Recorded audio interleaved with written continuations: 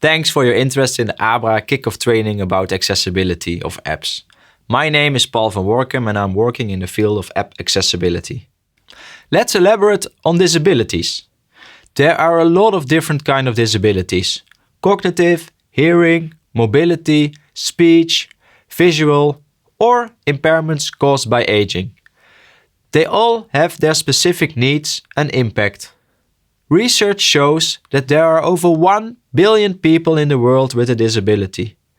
The impact of inaccessible apps is different for each disability. For some groups, inaccessible apps totally exclude them from participating. For people who are blind or have a severe motorical impairment, it is essential that apps are accessible. For other groups, inaccessible apps are a barrier. For example, for people who are visually impaired, hard of hearing or colorblind, the usability increases a lot when apps are accessible. It is important to realize that accessible apps have a positive impact on everyone, because all of us get in situations where we are temporarily disabled. Disability in numbers. So, how many people have a disability? We're going to look specifically at the Netherlands. The numbers are different for each country, but these numbers give insight in the approximate amounts. Around 17.5 million people live in the Netherlands.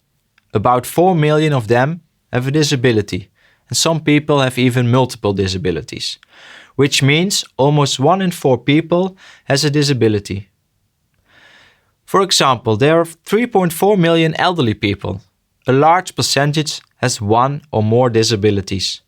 Besides that learning is harder and that they are often not digitally skilled, their eyesight and hearing also gets worse. We expect this group to become more dependent on mobile apps in the coming years. For them, it is important to provide alternatives for sound and to support bigger font size. Then, for 2.5 million low literate people, it's more difficult to process and understand information. Text at B1 level is easier to understand. It also helps to use images, illustration and videos to explain things. Then, for the 770,000 people with a hearing impairment, it is important that videos have subtitles. And for the 45,000 deaf people, subtitles are essential to understand media like videos or podcasts. 740,000 people are colorblind. For men, this is 1 in 10. Good use of color is important for people who are colorblind.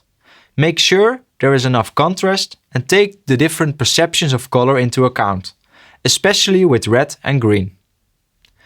People with dyslexia benefit from an easy-to-read font. Increasing the font size also makes reading easier. Also, text-to-speech options help them to listen to the information instead of having to read it. People with mild intellectual disabilities benefit from consistency and clear instructions. And people with severe motorical disabilities often operate their telephones with a keyboard or switch control. It is important that apps support this. For the 220,000 visually impaired, it helps a lot if the fonts can be enlarged and if landscape mode is implemented. Many visually impaired people use the zoom function for additional enlargement. It is important that an app handles this well. Then the last, the 76,000 blind people operate their phones through a screen reader. Unfortunately, many apps do not handle this well. It is also possible that certain elements are not designed to be used through this way of interacting. For example, interaction with a hamburger menu often does not work correctly.